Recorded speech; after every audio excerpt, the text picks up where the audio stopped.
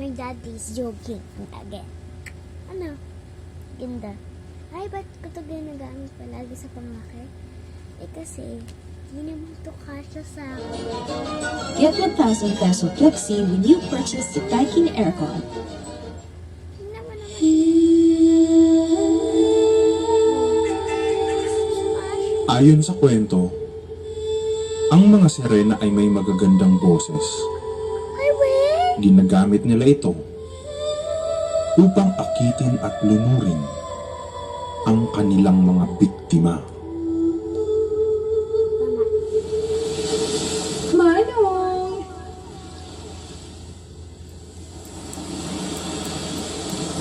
Manong! Halika dito!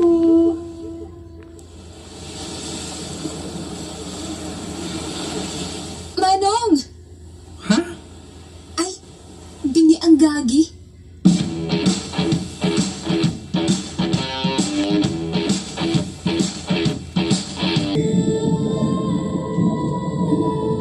Alo? Ano yung mata mo?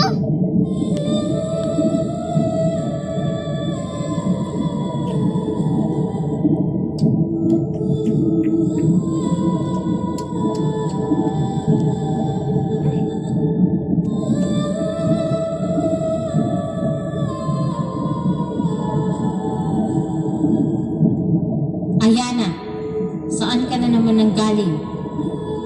Nang biktima ka na naman ng tao.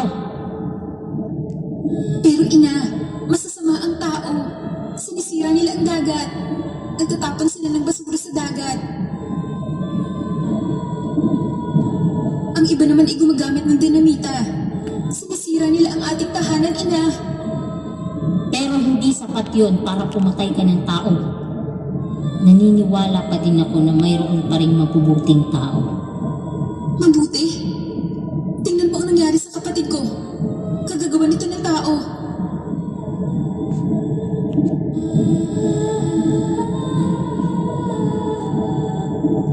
Wait.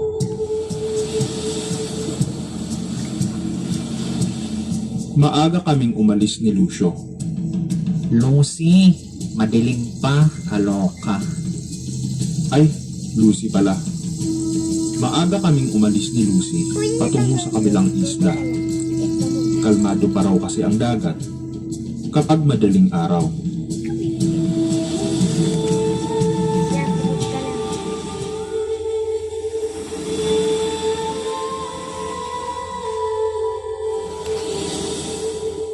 Naririnig mo ba yun?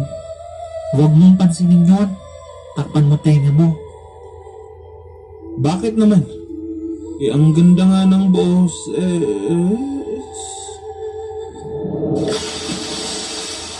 Benjo! Diyos ko! Halika.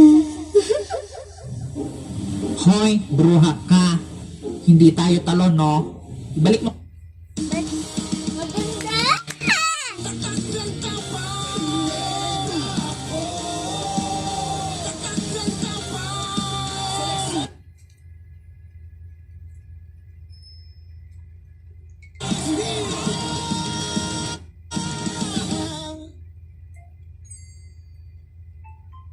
Ibalik mo ang kaibigan ko.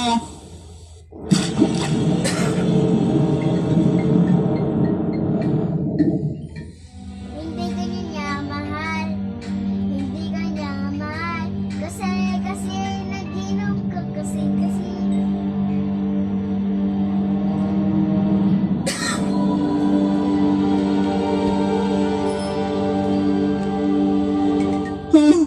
Sino kayo? Ba't nyo ako dinala rito? Huminahon ka, Ginoo. Huminahon? Pagkatapos nyo ako dalhin dito? Kami ay mga sirena at narito ka sa aming mundo. Sirena? Eh bakit ito mukhang hipon? Hindi ko gusto ang tabas ng dila ng taong ito. Hayaan niyo na akong patay ng taong to. Ayana, Pero ina, Ginoo, kung gusto mo pang makaalis dito, ay kailangan mong ibigin ang anak ko. Wow! Seryoso ba to? mukha ba kaming nagbibiro? Wow! Ang agresibo mo ah. Alam mo, Ayana, maganda ka din naman. Medyo malansa lang. Hindi siya, kundi ang kapatid niya, si Ariela. Si Ariela ang pinakamagandang sirena dito. Minsan na din itong umibig sa isang tao, sa isang mangingisdang may kapansanan. Sa labis na pagmamahal ng aking anak, ibinigay niya ang kanyang tinig upang makapagsalita ang binatilyo. Subalit nabigo ang aking anak. Iniwan siya nito at hindi na muling nagpakita pa. Upang manumbalik